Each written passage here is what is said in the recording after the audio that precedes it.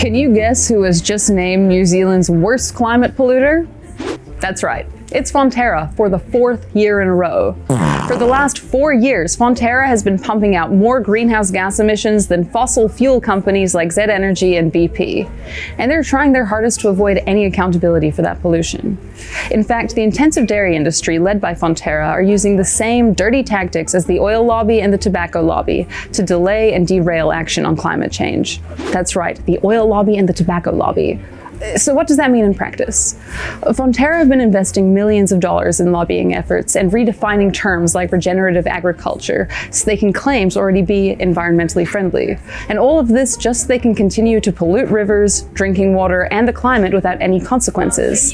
And on the same day that they were named the country's worst climate polluter, yet another expose into Fonterra's dishonest marketing strategies dropped.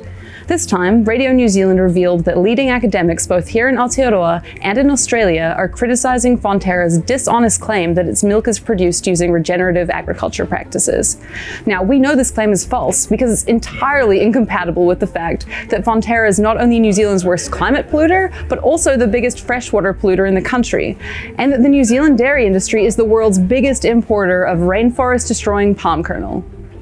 The issue with so-called regenerative agriculture is that there's no actually agreed upon definition of regenerative agriculture internationally, so big meat and dairy lobbies have been effectively allowed to redefine the term to meet their own interests. But there are some key principles of regenerative ag, which include improving soil health, improving water quality, and mitigating climate change.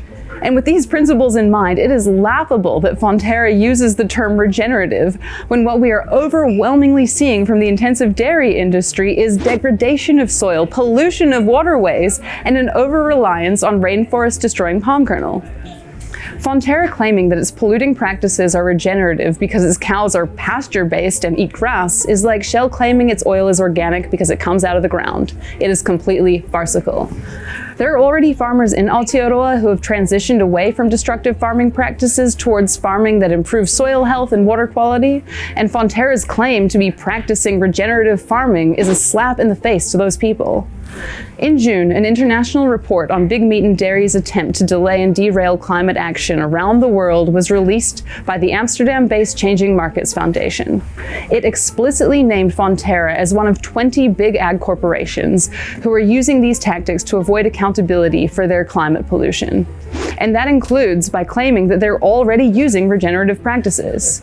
We think that rather than redefining what regenerative farming means, Fonterra should take real action to cut climate pollution. That means phasing out synthetic nitrogen fertilizer, ending the use of rainforest-destroying palm kernel, and supporting farmers to transition towards ecological, organic farming practices. We can have resilient, diverse food systems in this country and can work towards restoring the land and the waterways. Transitioning to ecological, plant-based farming is not only good for the soil and the water, it's good for our health and it's good for the climate.